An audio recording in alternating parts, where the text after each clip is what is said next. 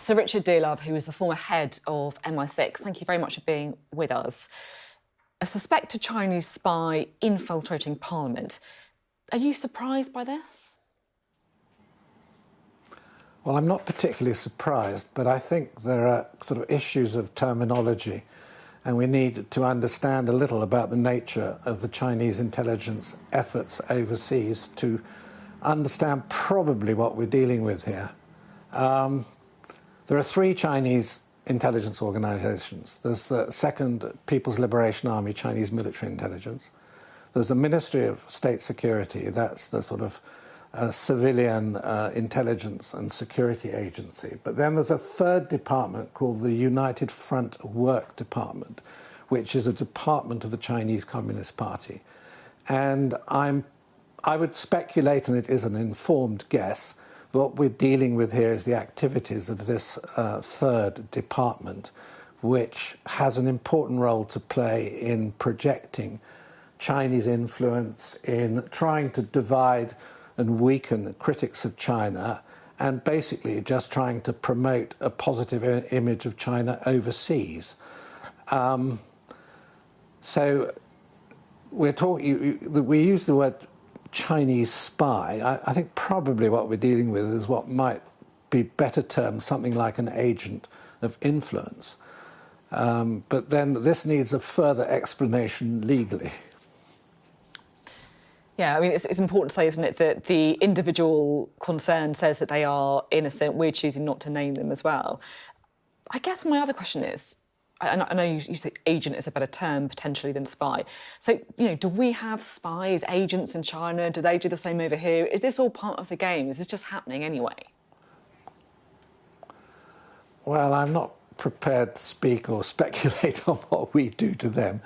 But I think that, one has to have eyes open in a relationship with a country like China. Intelligence collection and the exercise of influence in a clandestine fashion is just part of the game, or let's say the international scene as they play it. And I would say that, what the Chinese deserve is reciprocity in their relationships overseas. And I think it's clear that we should keep in mind that approach to this problem. Look, the United Front Department has something like 40,000 employees. It has an unlimited budget, and it pays people to promote Chinese communist interests. And there was a previous case in London that some of you, I think, will recall, which was, I think, a Hong Kong-based solicitor working out of London called Christine Lee, who was very active in Parliament and chucking a lot of money and gifts around. She almost certainly was working for this front department, and when she was discovered, named in Parliament, I think I'm correct in saying that she did a runner and disappeared back overseas. I've got a feeling that we're dealing with a young man who probably has been rather unwise in the way that he has behaved with Chinese contacts, and that he's got himself into the clutches of this department. Maybe I'm wrong, maybe it's something more serious, but that's what it sounds like, particularly if he's presenting this rather sort of strong denial. Do you have concerns about the security aspect of this? So the vetting, how easy it might be to get a parliamentary pass? Yes, I do. I mean, inevitably, we need to be extremely careful about, who is given responsibility and positions of access, not just members of Parliament, but their rather extensive staffs that support them. And do you think that they might slip up here? Look carefully.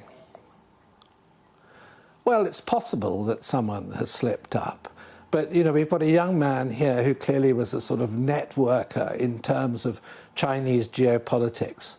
And the Chinese probably have taken a close interest in him. And I think what you also have to remember is that there was a new National Security Act passed earlier this year, which made it an offence, which it wasn't hitherto, to have, let's say, an undeclared foreign interest that you might be representing. And I think in this particular case, for the man to be sort of accused of espionage, he's probably behaved pretty stupidly in one way or another. My guess is that there's probably a lot of money involved. And that was certainly the case with this previous woman, Christine Lee, who was handing out money quite liberally to members of parliament. Look, really interesting to get your thoughts. It's my job as well to point out again that the individual concern says that they are innocent. China have said that this is a publicity stunt. More broadly, I'm just interested to know what you think our relationship should be with China, because there's always the dilemma in politics, isn't there?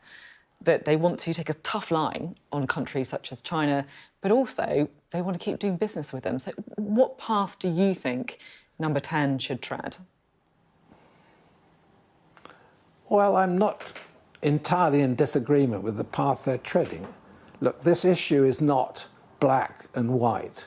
You can be tough with China, and you can show China that you mean business when they interfere in your internal affairs, but you can also trade with them. Look, this is not a Cold War with China. We have intertwined, interdependent economies, which were not characteristic of our relations with the Soviet Union during the Cold War. It's a completely different situation. And we have a very good example of how to treat China in front of us, which is Australia. Australia's had an almost identical problem with its parliament, with Chinese attempts to infiltrate people into the parliament. But at the same time, Australia has an absolutely fundamentally important trading relationship with China. And it's, I think, shown it can take a tough line. And OK, there has been damage to the commercial relationship between the two countries. But on the other hand, the Chinese have not, as it were, slaughtered the Australian economy, which they might be capable of doing if they withdrew all of their custom from the purchase of Australian raw material and Australian goods. Do you think they would do the same to the British economy, to effectively slaughter the British economy? Well, I don't think. I mean, they are, I think, our fourth largest trading partner. They could certainly do damage to us. But on the other hand, the Chinese are pragmatic. They're not going to overreact. I think there may be a cost if we take a tough line. I mean, look, we've already managed to take a tough line on the issue of Huawei and 5G, on which I was early on one of the most vociferous critics of the government's policy, and I'm pleased to say the government changed its policy. You can do these things, and you can do them, let's say, firmly, but maybe a good word is elegantly at the same time, and not destroy your relationship. There may be a short-term cost, but I doubt there'll be a long-term cost. It's interesting that you say Australia is the model to follow, because it seems to me like the US is often trying to pull countries such as the UK into a tougher stance on China. Do you think that we should be standing shoulder to shoulder with the US on things like this?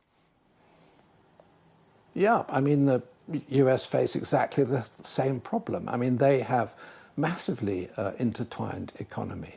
But at the same time, I mean, Trump, and interestingly, Biden has followed the same policy, has completely revised the way they treat China as a nation.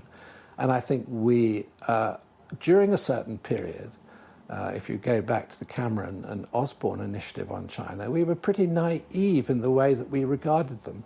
We were not sort of thinking about the security threat that comes from China. But there is a clear security threat. There is a continuous attempt, for example, by their the first two intelligence services I mentioned, let's say, to steal intellectual property.